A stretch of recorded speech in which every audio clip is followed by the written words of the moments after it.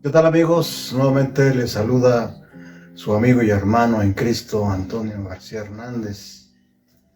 En este su canal, Estudiando el Verbo. Sean ustedes bienvenidos a la lección de escuela sabática para adultos en esta hora. Y es la lección número 11 para el 10 de diciembre del año 2022, titulada Los engaños del tiempo del fin. Así que, como siempre, antes de entrar al estudio, al repaso de esta lección, quiero invitarles para que ahí donde estén podamos tener una palabra de oración. ¿Me acompañan? Oremos. Bendito sea nuestro Padre que estás en los cielos. Te alabamos y te glorificamos, Padre eterno, porque solamente tú lo mereces. Padre, en esta hora bendícenos, porque a pesar, Señor, de las cuestiones del mundo, de los ruidos que hay en esta hora, que no nos permiten, Señor, tener un tiempo de comunión contigo, ¿sí? Podamos, Padre eterno, recibir tu bendición. Perdona nuestros pecados, Padre eterno, en esta hora. Ayúdanos. Bendice a aquellos que nos han de escuchar en esta hora, Señor.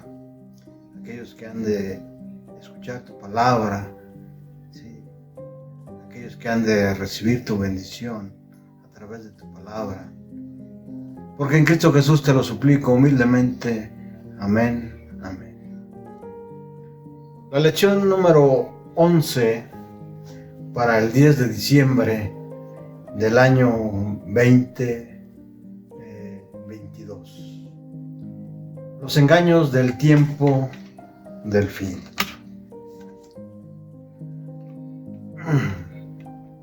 Para ello, como siempre, quiero invitarles para que tengan a la mano sus Biblias y puedan abrirlas en esta hora. Quiero invitarles para que vayamos a la segunda epístola del apóstol Pablo de Corintios, al capítulo 11. ¿Qué dice la palabra de Dios? ¿Cómo está escrito?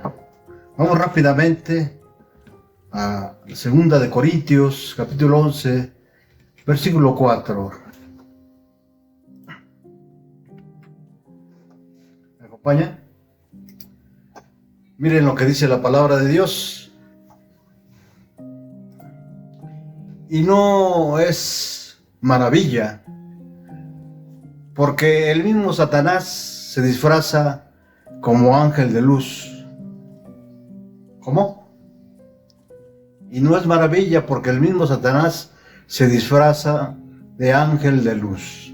Así que no es extraño si también sus ministros se disfrazan como ministros de justicia, cuyo fin será conforme a sus obras.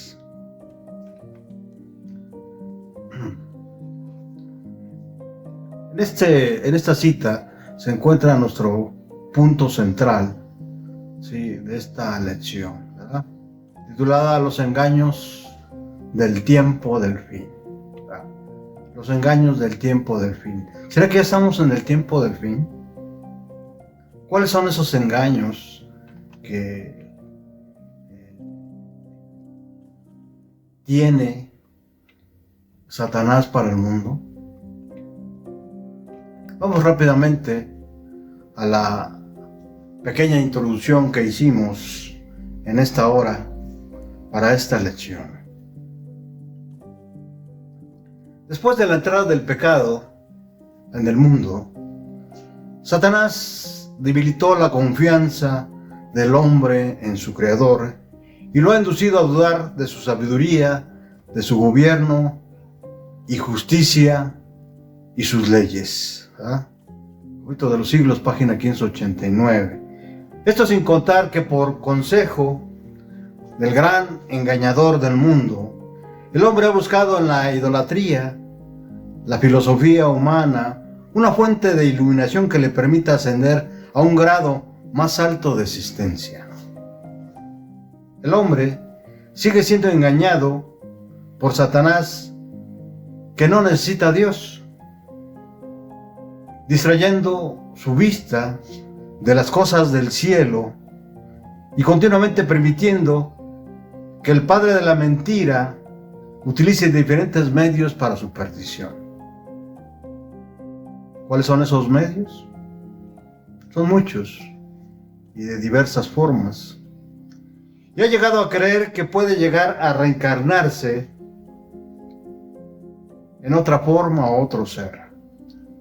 Y que lo que dice Dios acerca de la salvación es un tema pasado de moda. Sin embargo, miren lo que dice la pluma inspirada acerca de todos los engaños al estar próximos al tiempo del fin, ¿verdad? Multitudes han llegado a creer que los espíritus de los muertos son los espíritus ministradores, enviados para hacer servicio a favor de los que han de heredar la salvación. Interesante, ¿no? Sigue diciendo ella, y a pesar del testimonio de las Santas Escrituras respecto a la asistencia de los ángeles celestiales y a la relación que ellos tienen con la historia humana, desde antes que hubiese muerto hombre alguno, la doctrina de que el hombre queda consciente en la muerte, y más aún la creencia de que los espíritus de los muertos vuelven para servir a los vivos, preparó el camino para el espiritismo moderno. Si los muertos son admitidos a la presencia de Dios y de los santos ángeles, y si son favorecidos con conocimientos que superan en mucho a los que poseían anteriormente, ¿por qué no habrían de volver a la tierra para iluminar e ilustrar a los vivos? Sí, como lo enseñan los teólogos populares, los espíritus de los muertos se ciernen en torno de sus amigos en la tierra. ¿Por qué no les sería permitido comunicarse con ellos para prevenirlos del mal o para consolarlos en sus penas? Dice el Conflicto de los Siglos, ahí en la página 608, ¿verdad? ¿Cómo podrán los que creen en el estado consciente de los muertos rechazar lo que les viene cual luz divina comunicada por espíritus glorificados? Representan un medio de comunicación considerado sagrado, del que Satanás se vale para cumplir sus propósitos. Los ángeles caídos que ejecutan sus órdenes se presentan como mensajeros del mundo de los espíritus, al mismo tiempo que el príncipe del mal asevera poner a los vivos en comunicación con los muertos. Ejerce también su influencia fascinadora sobre las mentes de aquellos. Satanás puede evocar ante los hombres la apariencia de sus amigos fallecidos. La imitación es perfecta. Los rasgos familiares, las palabras y el tono son reproducidos con exactitud maravillosa. Muchas personas se consuelan con la seguridad de que sus seres queridos están gozando de las delicias del cielo y sin sospechar ningún peligro dan oídos a espíritus seductores y enseñanzas de demonios. Después que Satanás ha hecho creer a esas personas que los muertos vuelven en realidad a comunicarse con ellas, hace aparecer a seres humanos que murieron sin preparación. Estos aseguran que son felices en el cielo y hasta que ocupan ahí elevados puestos, por lo que se difunde el error de que no se hace diferencia entre los justos y los injustos. Estos supuestos visitantes del mundo de los espíritus dan a veces avisos y advertencias que resultan exactos. Vamos a entrar pues ya a la parte, de la primera parte de esta lección, ¿verdad? Con lo siguiente: el 31 de marzo de 1848 marcó el comienzo del espiritismo moderno. Las antiguas prácticas de comunicarse con los espíritus de los difuntos comenzaron a tener un auge que nunca antes se había conocido. En 1888, Margaret y Kate Fox confesaron que los golpes emitidos por los espíritus eran un engaño, pero eso no paró al movimiento espiritista. Conforme nos acercamos al fin, los engaños satánicos son admitidos cada vez más, impregnan el pensamiento popular y confunden a muchos, alejándolos de la verdad. Y vamos a ver en esta hora, por lo menos, 3 puntos que son muy interesantes. Engaños inspirados por demonios, actividad demoníaca y cómo defenderse del engaño, ¿verdad? Entonces vamos a ver engaños inspirados por los demonios. Dentro de este punto vamos a ver aspectos, 3 aspectos por lo menos: lo que tú crees en tu verdad, la vida después de la muerte y la reencarnación, ¿verdad? Y en el segundo punto, en la actividad demoníaca, vamos a ver 2 aspectos: consultar a los muertos y ver a los que fallecieron. Vamos al primer punto: engaños inspirados por demonios. ¿Cómo? Engaños inspirados por demonios. La palabra de Dios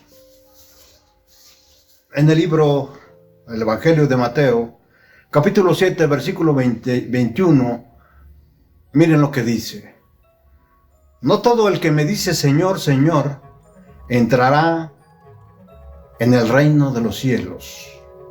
¿Cómo? No todo el que me dice Señor, Señor, entrará en el reino de los cielos. ¿Quién está diciendo esto? Jesús, Cristo Jesús. ¿Verdad? Sino el que hace la voluntad de mi Padre que está en los cielos. ¿Verdad? Lo que tú crees en tu verdad. Una persona puede profetizar, echar fuera demonios o hacer milagros y sin embargo ser rechazada por Dios porque no ha hecho su voluntad. Quiero invitarles a que vayamos a capítulo 7 de Mateo, versículos del 21 al 23. Mateo 7.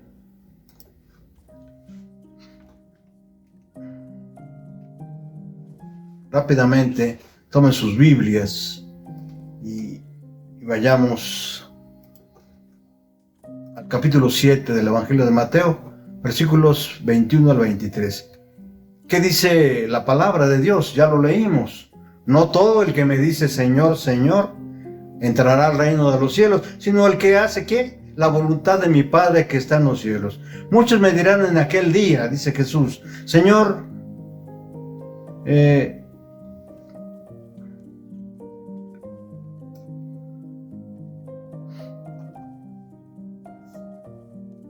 no profetizamos en tu nombre, y en tu nombre echamos fuera los demonios, y en tu nombre hicimos muchos milagros. Entonces les declararé: nunca os conocí, apartados de mí, hacedores de maldad. Esto es lo que dice Jesús acerca de los falsos ministros, ¿verdad? De los falsos profetas, ¿verdad? Una persona puede profetizar, echar fuera demonios o hacer milagros, y sin embargo puede ser rechazada por Dios. O sea, es rechazada por Dios porque no ha hecho su voluntad, ¿verdad? De ahí la importancia de determinar cuál es la voluntad de Dios, ¿verdad? En nuestra sociedad actual, donde la verdad se considera relativa, el criterio para determinar la voluntad de Dios es nuestro pensamiento, nuestro gusto o nuestros sentimientos. De esta forma se rechaza la clara doctrina enseñada por las Sagradas Escrituras.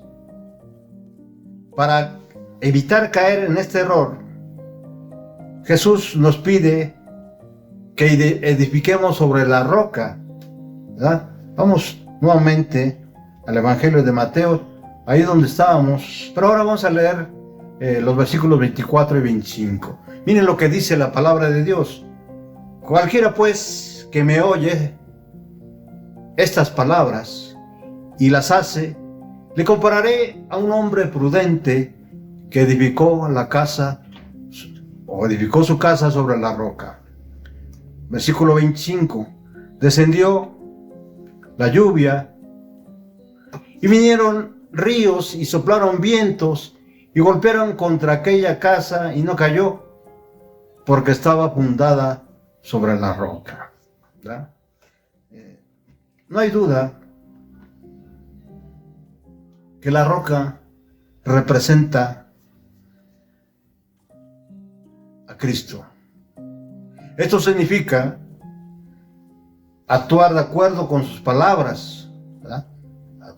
De acuerdo con las palabras de Cristo, las cuales están registradas en la Biblia. Vamos al segundo aspecto de este punto: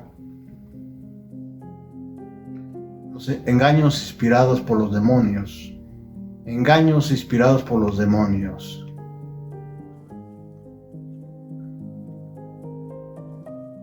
La vida después de la muerte.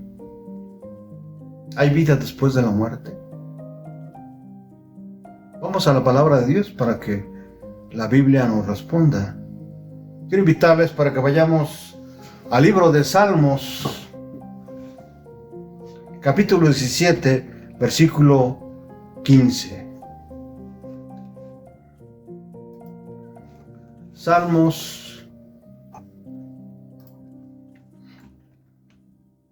capítulo 17, versículo 15. ¿Qué dice la palabra de Dios? El libro de libros.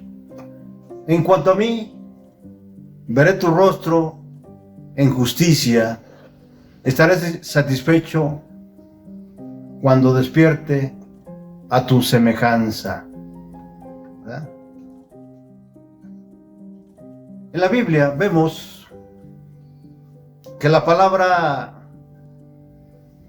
dormir, ¿sí?, significa ir al descanso, estar en el sepulcro, estar en un estado totalmente inconsciente, ¿verdad?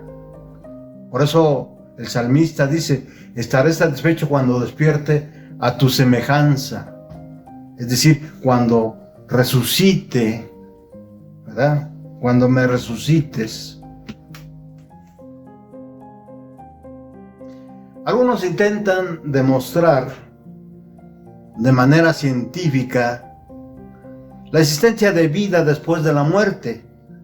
Su fundamento principal se basa en las experiencias cercanas a la muerte, donde personas que clínicamente estuvieron muertas vieron una luz, algunos le llaman túnel, ¿verdad? ¿Verdad? Vieron una luz. ¿Será Dios? E incluso a familiares o amigos fallecidos, sin embargo, volvieron a la vida, es decir, no llegaron a morir realmente, ¿verdad? Aquí podemos observar que estas personas no llegaron a morir. Su experiencia fue parte sensorial del proceso de la muerte y no una experiencia después de ella. ¿Verdad? La Biblia enseña claramente que junto a David veremos el rostro de Dios solo cuando Él nos despierte de la muerte. Ya lo leímos en la resurrección, ¿verdad? Lo que acabamos de leer. ¿Cuándo va a suceder eso? Sin duda, en la segunda y tercera venida de Cristo Jesús. En la segunda, para los justos, y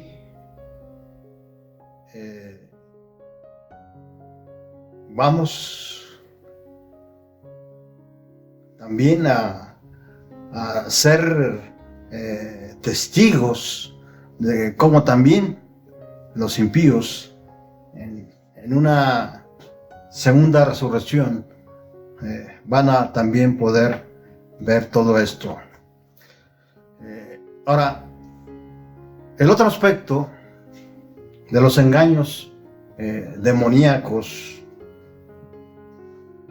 está este aspecto de la reencarnación. La Biblia establece claramente que está establecido, valga la redundancia, para los hombres que mueran una sola vez y después de esto el juicio, Hebreos 9:27, ¿verdad? La Biblia no enseña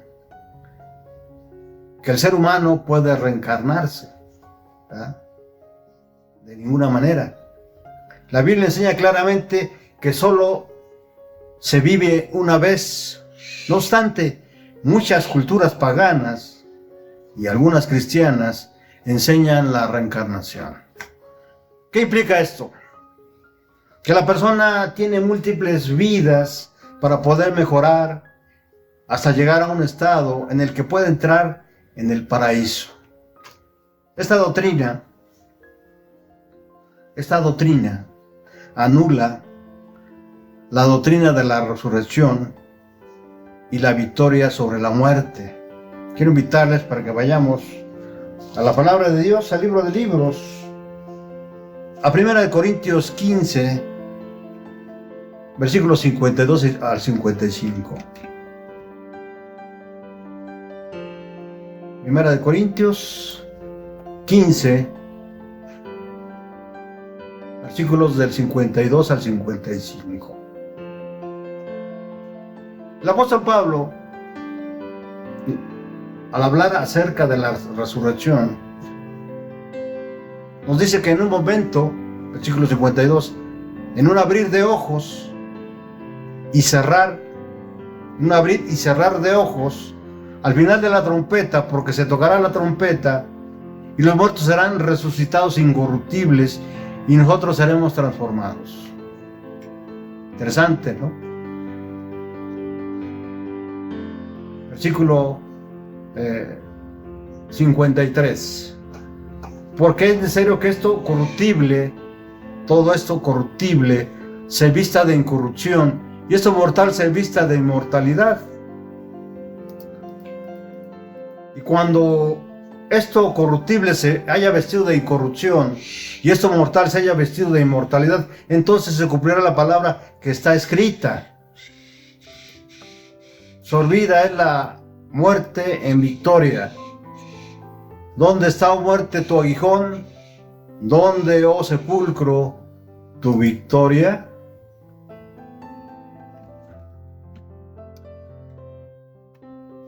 Número 2. La reencarnación, o esta doctrina de la reencarnación que enseñan culturas paganas, ¿verdad?, niega la salvación por gracia, sustituyéndola por la salvación por obras, ¿verdad? Vamos al libro de Efesios, al capítulo 2. Capítulo 2. Versículo 8, ¿qué dice la palabra de Dios? Ciertamente la gracia de Dios los ha salvado por medio de la fe. Esta no nació de ustedes, sino que es un don de Dios, ¿verdad? Es lo que dice la palabra de Dios. Número 3. La reencarnación hace innecesaria la segunda venida, ¿verdad? Quiero invitarles para que veamos a 2 de Timoteo, capítulo 4, versículo 8. 2 de Timoteo 4, 8. ¿Qué dice la palabra de Dios?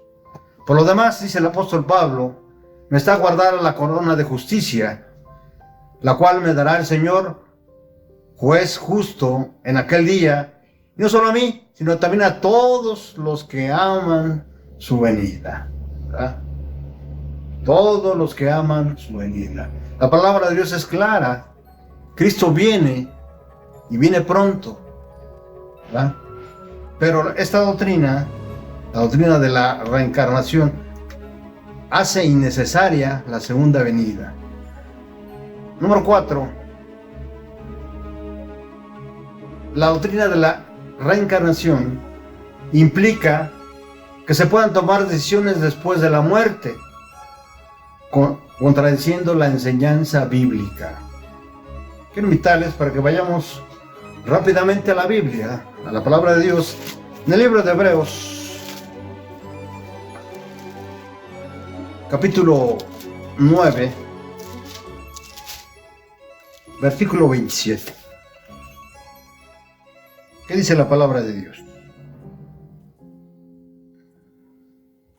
Así como está establecido que los hombres mueran una sola vez y después después de esto venga el juicio.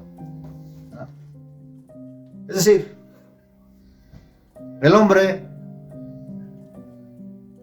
muere una sola vez y después de esto viene el juicio de Dios.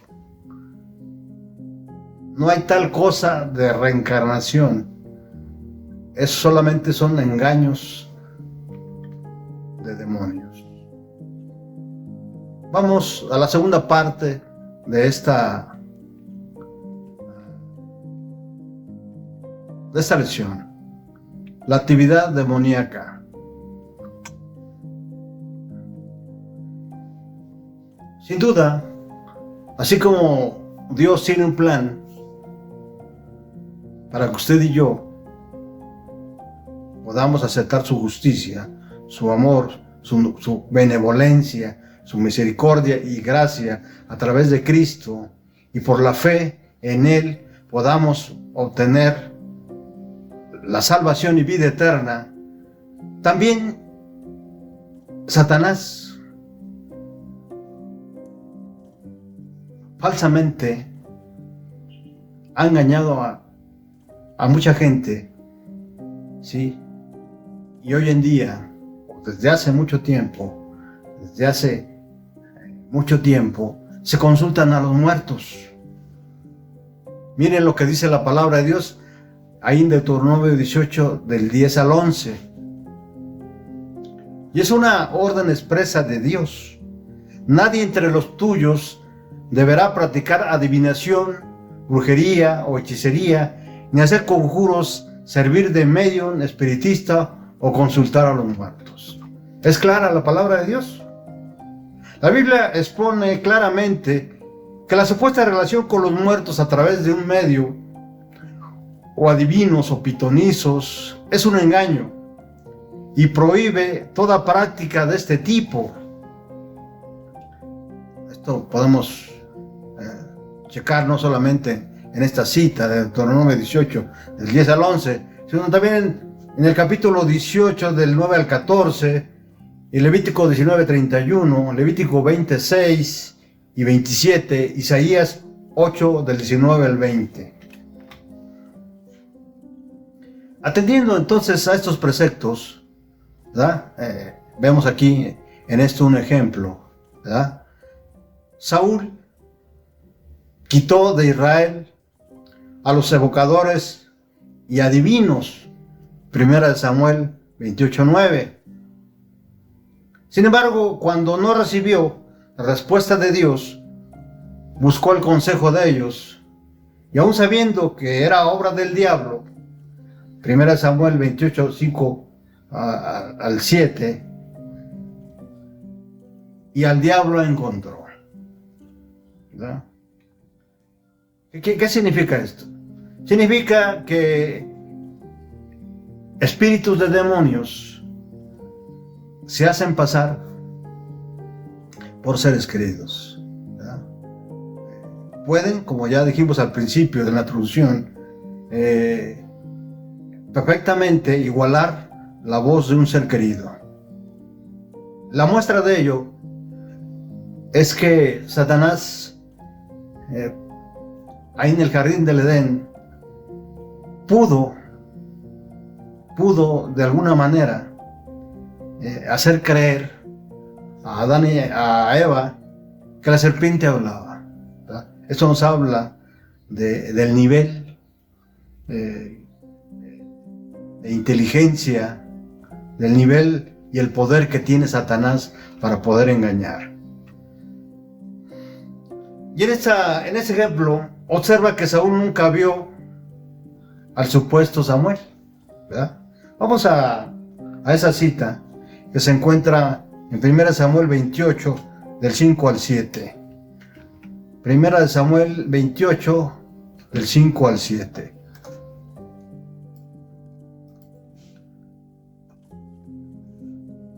¿Qué dice la palabra de Dios? Y cuando vio Saúl el campamento de los filisteos, tuvo miedo y se turbó y su corazón en gran manera. Y consultó Saúl a Jehová, pero Jehová no le respondió ni por sueños, ni por Urim, ni por profetas. Entonces Saúl dijo a sus criados: buscadme una mujer que tenga espíritu de adivinación, para que yo vaya a ella y por medio de ella pregunte. Y sus criados le respondieron: he aquí, hay una mujer en Endor que tiene el espíritu de adivinación. Entonces David se disfrazó y fue con esa mujer, ¿verdad? Fue con esa mujer. Pero el pasaje no nos revela que realmente vio a Samuel, sino que fue la medium la que lo vio y transmitió su mensaje. Por supuesto, Satanás sabía perfectamente que Dios había abandonado al rey y las consecuencias que esto le traería. Y Saúl creyó el engaño, ¿verdad? Saúl creyó el engaño. Vamos al versículo del 11 al 20 rápidamente, para que podamos... dice, estando ya Saúl ahí con la mujer entonces le dijo: ¿a quién te haré venir? Y él respondió: hazme venir a Samuel. Noten ustedes que él creyó que realmente los muertos podían regresar del sepulcro, ¿verdad? En forma de fantasma, ¿verdad? Versículo 6: y viendo la mujer a Samuel, clamó en alta voz y habló aquella mujer a Saúl diciendo: ¿por qué me has engañado? Pues tú eres Saúl. Y el rey le dijo: no temas, ¿qué has visto? Y la mujer respondió: he visto dioses que suben de la tierra. Y él le dijo: ¿cuál es su forma? Y ella respondió: un hombre anciano viene cubierto de un manto. Saúl entonces entendió que era Samuel, y humillando el rostro a la tierra hizo una gran reverencia. Y Samuel dijo a Saúl: ¿por qué me has inquietado haciéndome venir? En esta parte del versículo 15 del capítulo 28 de 1 Samuel, sin duda no era Samuel quien se había aparecido, sino la mujer le hizo creer que era Samuel, y él lo creyó como si estuviera realmente ciego, ¿verdad? Así que Saúl cayó en ese engaño. Dentro de la actividad demoníaca, algunos creen ver a los que fallecieron, ¿verdad? Miren lo que dice la Biblia acerca de esto. Efesios 6:12.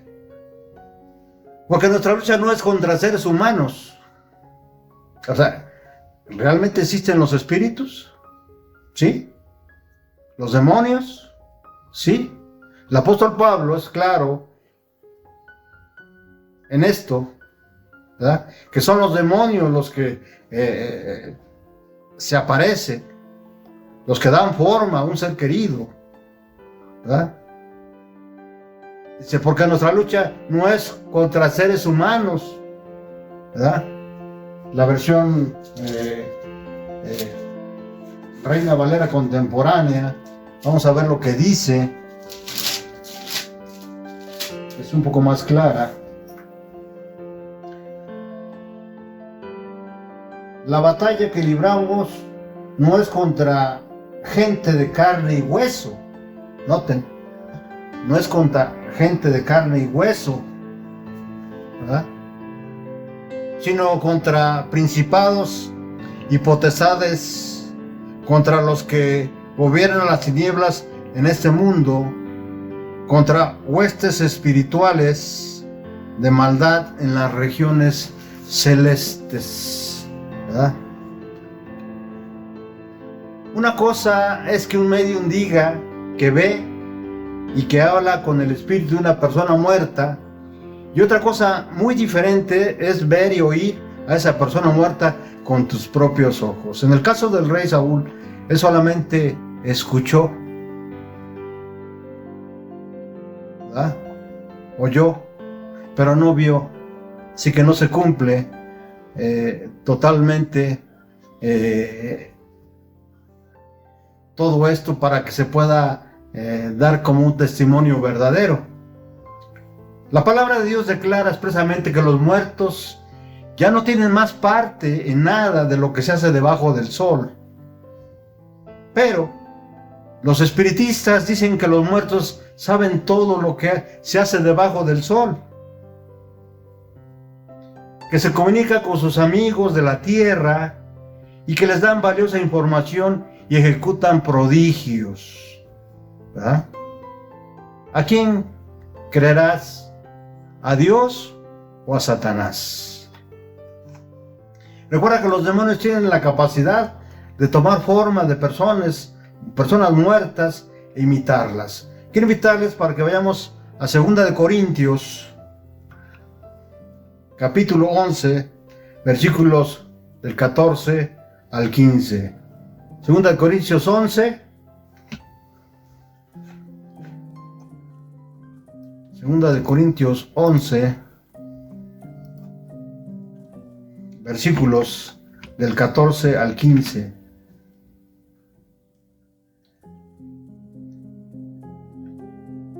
Otra vez, y no es maravilla, ¿verdad? Porque el mismo Satanás se disfraza como ángel de luz. Así que no es extraño si también sus ministros se disfrazan como ministros de justicia, cuyo fin será conforme a sus obras, ¿verdad?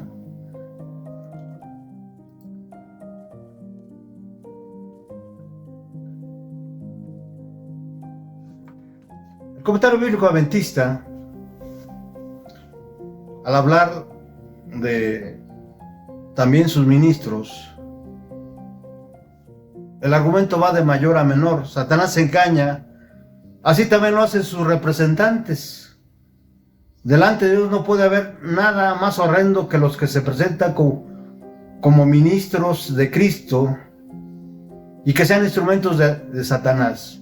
Con frecuencia solo pueden ser conocidos por sus frutos, como dice Jesús, ¿verdad? Hay mucha gente que se disfraza, que tiene doble cara, ¿verdad? Ahora, vamos al último punto de la lección, estimados amigos y hermanos en Cristo. ¿Cómo defender o cómo defendernos del engaño? Efesios 6:11. El apóstol Pablo nos da una serie de consejos, ¿sí? Miren lo que dice él ahí en Efesios 6:11: vestidos de toda armadura de Dios, para que podáis estar firmes contra las acechanzas del diablo. Efesios 6:11. Vamos rápidamente. Es interesante esta parte porque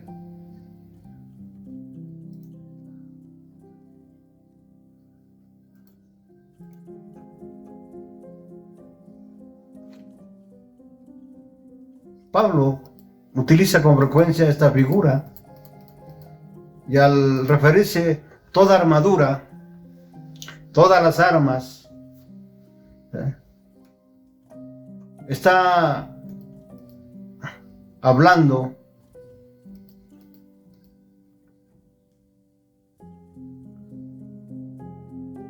o haciendo alusión a las armaduras que utilizaban los romanos, sin duda, pues él mismo estuvo varios años encadenado a uno de ellos.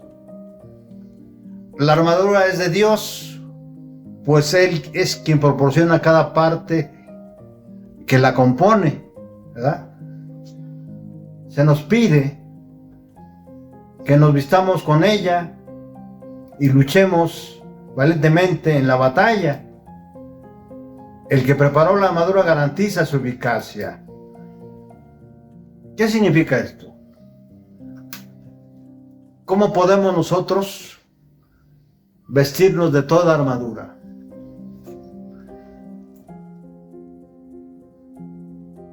Utilizando, sin duda, la oración es parte de la armadura.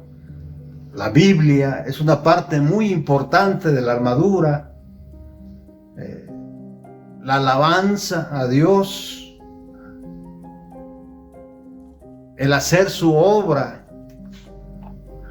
Al llevar todas esas actividades, sin duda, podemos nosotros estar protegidos de las acechanzas del enemigo.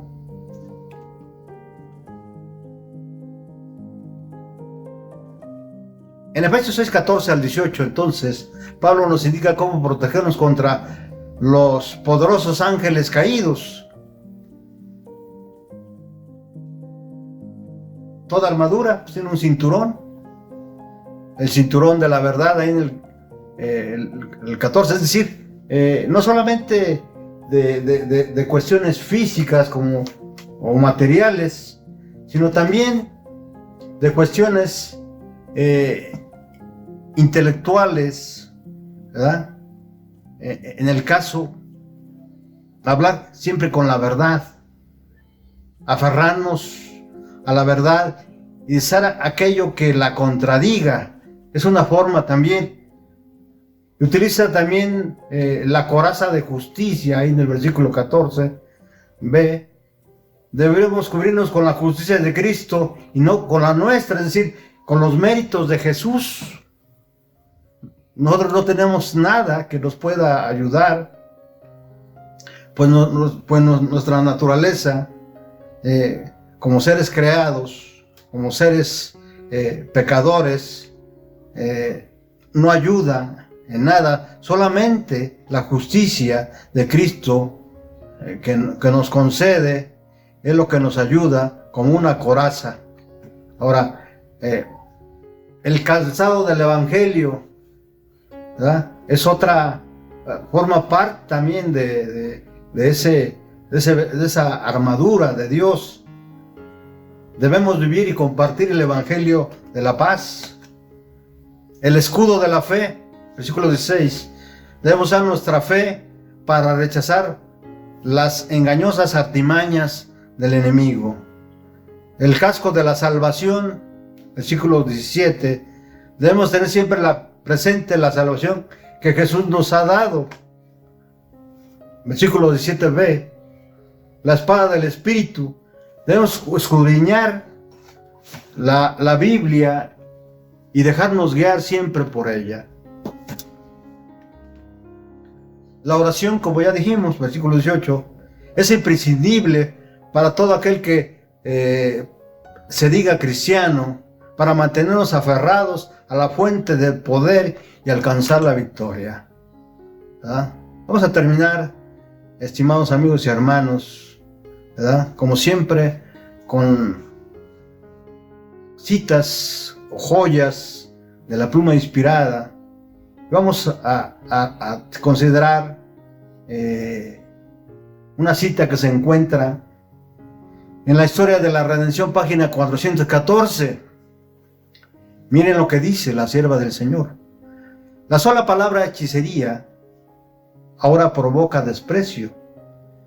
La pretensión de que los hombres puedan comunicarse con los espíritus se considera una fábula de la Edad Media, ¿verdad?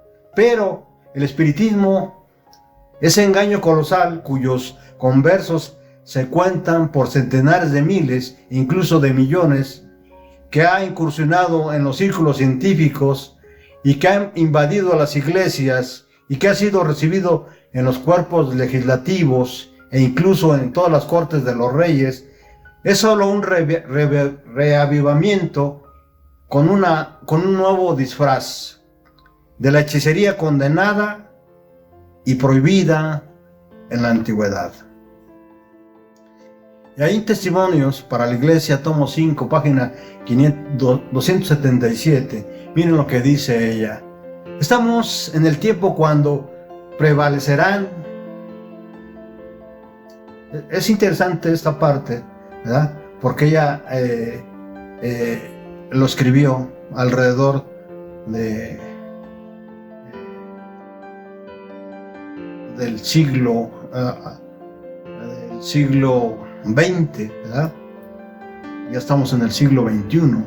Entonces noten ustedes que el tiempo ha avanzado. Estamos en el tiempo cuando prevalecerán tribulaciones tales como el mundo nunca ha presenciado. Ay de los moradores de la tierra y del mar, porque el diablo ha descendido a vosotros con gran furor, sabiendo que tiene poco tiempo. Apocalipsis 12:12. Pero Dios ha establecido límites que Satanás no puede traspasar. Amén. La barrera que se le ha impuesto es nuestra santísima fe, y si nos edificamos en la fe, estaremos seguros bajo el amparo del poderoso. Hemos llegado al fin de esta lección. Esperamos que haya sido de provecho y que cada uno pueda recibir con la ayuda de Dios grandes bendiciones, y Dios mediante nos vemos en la siguiente lección. Hasta pronto.